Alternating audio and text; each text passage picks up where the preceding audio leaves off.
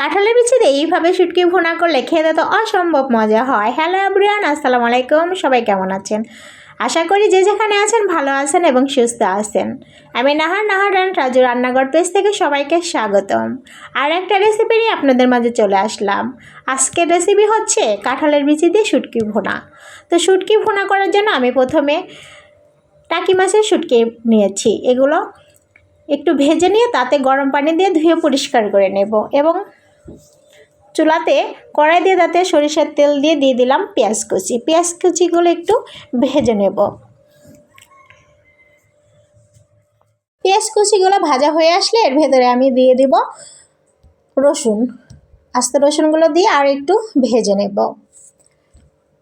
ভাজা হয়ে এসেছে, এখন আমি এর ভিতরে দিয়ে দিব আগে থেকে ধুয়ে রাখা শুটকিগুলো দিয়ে আবারও পেঁয়াজ রসুনের সাথে নাড়াচাড়া করে একটু ভেজে নেব।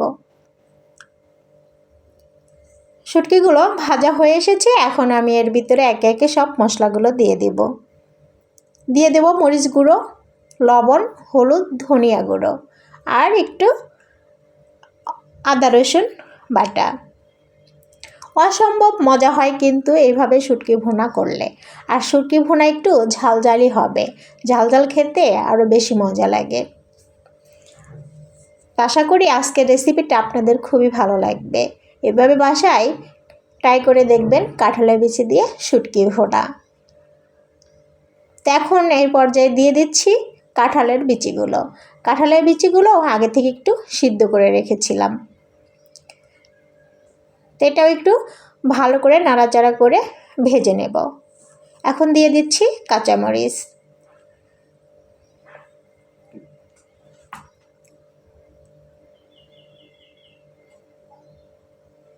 মশলাটা সাথে কাঁঠালের বিচিগুলো ভাজা হয়ে এসেছে, এ পর্যায়ে দিয়ে দিব আমি সামান্য একটু পানিটা দিয়ে আবারও নাড়াচাড়া করে নিয়ে ঢাকনা দিয়ে ঢেকে কিছুক্ষণ রান্না করে নিতে হবে।